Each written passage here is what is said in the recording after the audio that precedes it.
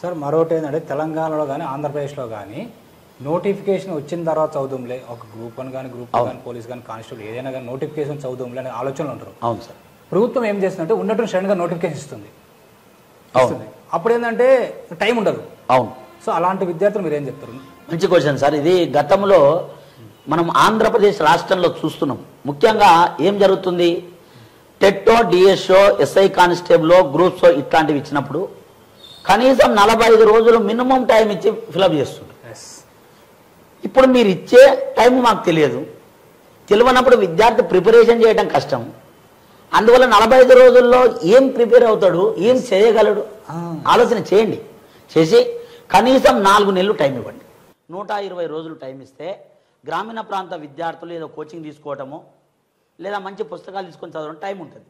అన్ఎక్స్పెక్టెడ్గా మనకు తెలియకుండా ఇచ్చినప్పుడు నోటిఫికేషన్ పేద విద్యార్థులు పూర్తిగా నష్టపోతారు.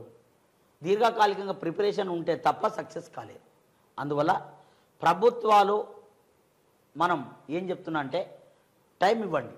టైం ఇచ్చే ఎగ్జామ్లు కండక్ట్ చేయవలసిందిగా వారికి విజ్ఞప్తి చేయడం అనేది జరుగుతుంది. దీనివల్ల గ్రామీణ ప్రాంత విద్యార్థులు లబ్ధి పొందే అవకాశం ఉంది సార్.